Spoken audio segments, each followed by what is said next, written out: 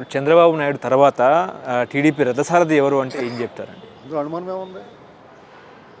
అసలు ఎవరనేటువంటి క్వశ్చనే రైజ్ అవుతావు. డెఫినెట్గా లోకేష్ ఉంటాడు, ఆ, లోకేష్ ముఖ్యమంత్రి అవ్వాలి. ఖచ్చితంగానే. అవ్వాలి. అనుమానం ఏముంది అందులో?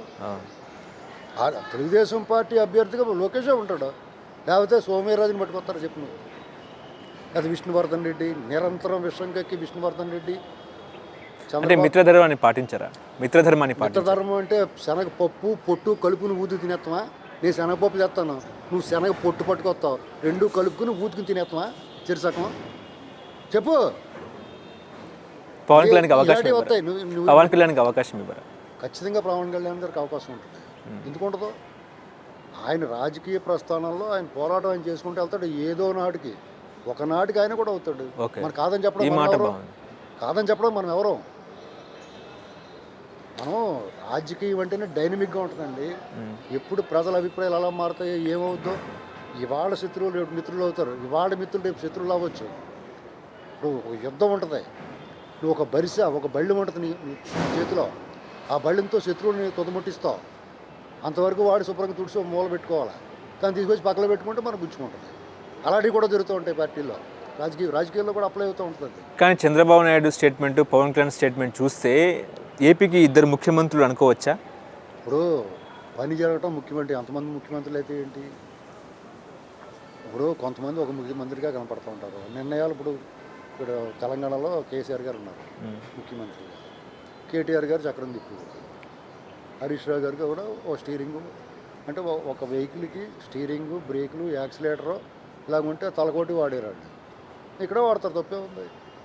ఆ సక్రమంగా ప్రయాణం చేయాలి, కానీ సక్రమంగా ప్రయాణం చేస్తుందా లేదా, ప్రజలకు మేలు జరుగుతుందో లేదో చూసుకోవాలి తప్ప ఎవడలా పీక్కుంటే మనకెందుకండి? ఓకే. ఈ కూటమి బంధం ఎక్కడి దాకా ఉండే అవకాశం ఉంది? మధ్యలో విచ్ఛిన్నమయ్యే అవకాశం ఉందా? పవన్ కళ్యాణ్ బీజేపీతో కలిసే అవకాశం ఉందా? ఏంటి? ఆల్రెడీ బీజేపీ కలిసే ఉన్నారు కదండి. ఇప్పుడు ఇక్కడ అవసరం కూడా ఒకటి ఉంటుంది. అవసరం అన్నిటిని మించింది అవసరం. ఎవరికైనా సరే అవసరమే. మనిషి తన గుణగణాలను మారుతుంది, తన దారిని కూడా మార్చేది అవసరమే. అందరికీ అవసరాలు ఉన్నాయి, అంతే. అవసరమే కల్పించుతుంది అన్నమాట. ఓకే. ఇది ఓపెన్గా చెప్పాలంటే అంతే. ఆ అవసరం అనేటువంటిది వీళ్ళందరినీ కలిపి అదే దారం కుట్టేసి ఉంటుంది. రకరకాల పువ్వుల్లో దండ కింద గుచ్చుతారు కదా, నేను ఉన్నాను పడిపోద్దా ఇంకో పువ్వు చచ్చినట్టు పడి ఉంటుంది, దారం ఉంటుంది కదా, ఆ దారమే అవసరం. బీజేపీకి చంద్రబాబు గారికి అవసరం, చంద్రబాబు గారు రాష్ట్రానికి బీజేపీ అవసరం, వీళ్ళిద్దరికీ పవన్ కళ్యాణ్ అవసరం. మొత్తం వీళ్ళు ముగ్గురికి కూడా జగన్ రానివ్వకూడదు అనేటువంటి ఒక ఆకాంక్ష, ఒక ఆశయం ఉంది. అది ప్రధానమైంది.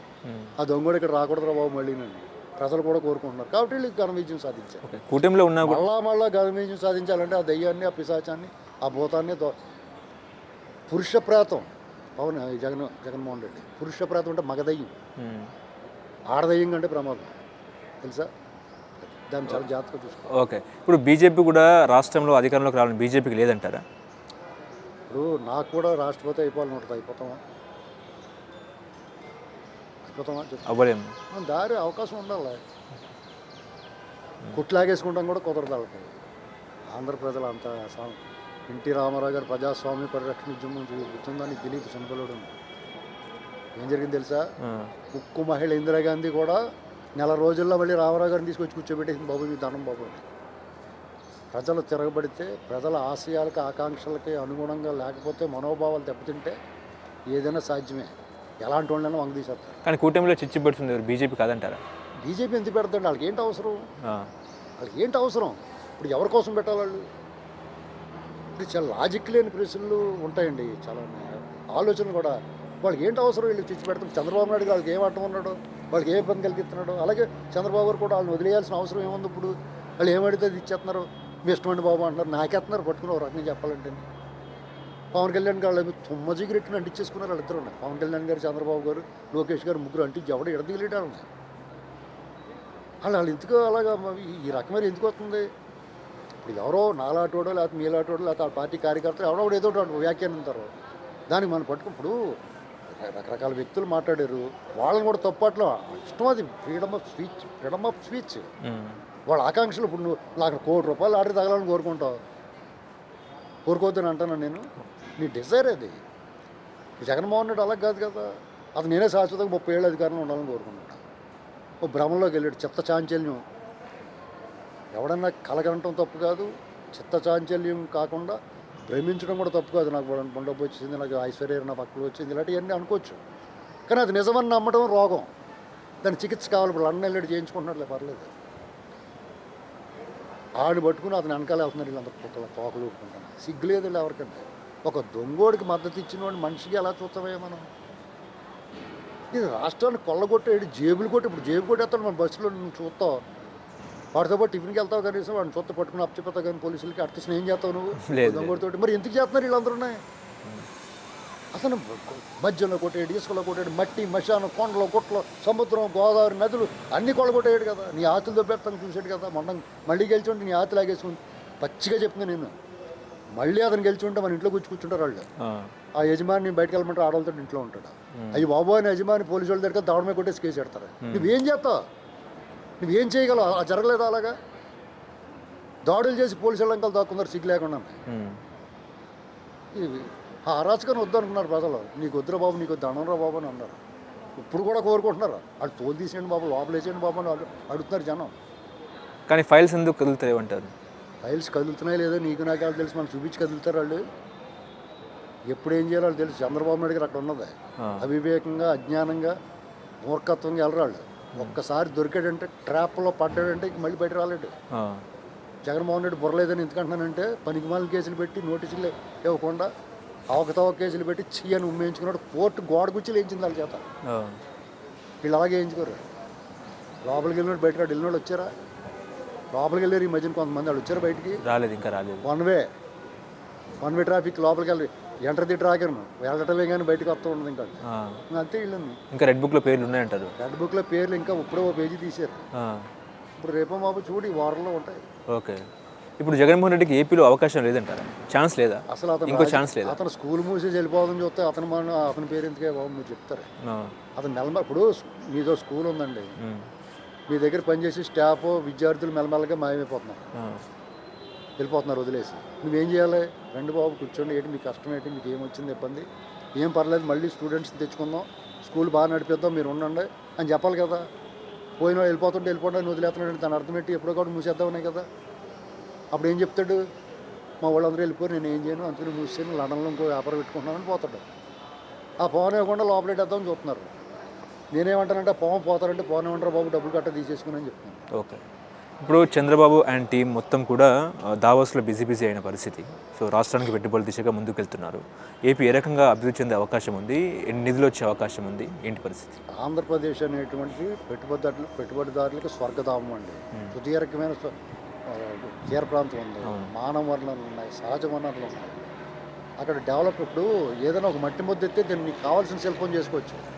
ఆల్రెడీ రెడీగా ఉన్న శిల్పం, తయారైపోయిన శిల్పానికి నువ్వు రంగులుగా మాత్రమే వేయగలవు. ఆంధ్రప్రదేశ్ అంటే మట్టి ముద్దలాగా ఉన్నది అందరూ చేసి పెట్టేసాడు జగన్మోహన్ రెడ్డి. ఇంకా తొక్కుపాడేసాడు శుభ్రంగా. ఇప్పుడు దాని అంతా రెడీ చేస్తున్నారు. ఎంతైనా డెవలప్ చేయొచ్చు. అంత ఆకాశమే హద్దు దానికి అభివృద్ధికి. తెలంగాణ ఉంది, ఒక 20-30 ఏళ్ళ క్రితం ఎలాంటి పరిస్థితి, ఇప్పుడు ఎలాంటి పరిస్థితి ఉంది. దీనికి రంగులు అద్దగలడు అంతే ఎవడన్నా. ఇక్కడ చేయడానికి ఏమన్నా ఇంకా అంతా చేస్తారు. ప్రపంచ దిగ్గజ కంపెనీలన్నీ ఇక్కడ హైదరాబాద్ విశ్వనగరం అయిపోయింది. హైదరాబాద్ అనేటువంటి మన తెలుగు రాష్ట్రాలు గర్వకారణం.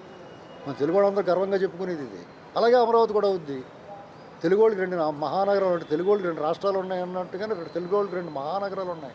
ప్రపంచం నివిరిపోతుంది, నిశ్చేష్టమైపోయి దిగ్భ్రాంతికి గురవుతారు ఈ ప్రగతి చూసి, అభివృద్ధి చూసి. హైదరాబాద్ డెవలప్ కోసం మేము గతంలో చంద్రబాబు నాయుడు సీఎంగా ఉన్నప్పుడు ఉమ్మడి ఆంధ్రప్రదేశ్లో బిల్ గేట్స్ను కలిశారు. ఇవాళ అదే బిల్ గేట్స్ను అమరావతి అంటే ఏపీ రాష్ట్ర ముఖ్యమంత్రిగా మరోసారి కలుస్తున్నారు. డెఫినెట్గా ఏమయ్యా నా మాటని హైదరాబాద్లో చేసావు, మాకు కూడా చెయ్యి, ఈ ప్రజలు నీకు రుణపడి ఉంటారు, మానవ వనరులు ఉన్నాయి, నేను రెడీ చేసి పెట్టాను, చొరకత్తులాట ఉన్నారు మా దగ్గర అని చెప్తాడు. వాళ్ళకి వ్యాపారం కాదు, త్రిపురాన్ని ఎందుకు వస్తాడు? వాళ్ళకి వ్యాపారం కాదు, అభివృద్ధి చేసుకుంటాడు. మనకేం పుణ్యానికి ఏం చేయడు. వాళ్ళకి అవసరం ఉంటుంది. నేను చెప్పాను కదా అవసరం అనేటువంటిది. వాళ్ళ వ్యాపారాన్ని కూడా విస్తరించుకోవాలి. ఓ మంచి పేరు వస్తుంది. Investors friendly. చంద్రబాబు నాయుడు గారు ఇన్వెస్టర్స్ ఫ్రెండ్లీ లీడర్, అలాగే రోలర్ కూడా. ఓకే. వాళ్ళందరికీ ఫ్రెండ్లీగా ఉంటుంది. ఇప్పుడు వైసీపీ హయాంలో దావోస్కి వెళ్ళినప్పుడు, జగన్మోహన్ రెడ్డి దావోస్కి వెళ్ళినప్పుడు, చంద్రబాబు నాయుడు దావోస్కి వెళ్ళినప్పుడు మధ్య వ్యత్యాసం ఏం గమనించారు మీరు? అసలు మీరు అతనితో పోల్తే ఎంత పాపం చేసుకుంటేనే అటువంటి వాటితో పోల్చాల్సిన పరిస్థితి. చంద్రబాబు నాయుడు గారు దురదృష్టం ఏంటంటే ఆయన అనేక మంది ప్రత్యర్థులు ఆయనతో తలపడ్డాడు. జగన్మోహన్ రెడ్డి లాంటి నీచ నికృష్ట అధామాదముడితో అతను పోటీ పడాల్సి వస్తుంది. నా నోటితో నేను వాళ్ళు పోల్చలేనండి. అంటే వ్యత్యాసం ఏం గమనించారు? ఇచ్చేసిన కంప్లీట్ ఉల్టా. ఆ, అసలు లెంగ్తీకి వచ్చును కోట్ వేసుకున్నంత మాత్రం కోట్ అందరికీ సూట్ అవుతావు. అర్థమైందా మీకు? ఓకే. అసలు ఫిట్ అవ్వాలి. చలి వచ్చేస్తుందని ఒకడో అక్కడికి వెళ్ళేసి అక్కడ ఏం ఫుడ్ ఉంది ఏముంది బ్రెడ్ గుడ్డట్టు ఉందా లేదా అని చూసుకునేవాడు ఒకడో. ఇలాంటి బ్యాచ్ అందరూ ఉన్నారు అక్కడ. అందులో ఇది ఇన్వెస్టర్స్ సమ్మిట్ అని చెప్పేసి ఈ రోడ్డు మీద తిరిగి మొక్కసన పొత్తలు గట్ట కాల్చుకునే వాళ్ళకి సూట్లు వేసి కూర్చోబెట్టేసి చూపించేసారు అక్కడ వైజాగ్లోని. ఇది అలా కాదు కదా భాష. ఎప్పటి రామ్మోహన్ నాయుడు ఆయన మన టీజీ వెంకటేష్ భరత్ గారు లోకేష్ గారు చంద్రబాబు నాయుడు గారు ఏం మనుషులండి వాళ్ళు. వాళ్ళు చూస్తుంటే వాళ్ళు ముచ్చటేస్తూ ఉంటుంది. వాళ్ళు మాట్లాడి తీరు చూస్తుంటే అది బాగా చదువుకున్నారు. ఎలా బుర్ర తక్కువ వాళ్ళు కాదు కదా. వీళ్ళు బుర్ర ఇంట్లో పెట్టేసి వెళ్తారు. వీళ్ళు పోతి చెప్తుందో ఏదో కథలో ఇంటికాడ పెట్టే వచ్చింది నా గుడ్డికాయ అలాంటి వాళ్ళు వీళ్ళందరూ. ఓకే. వాళ్ళతో పోల్చకూడదు. ఓకే.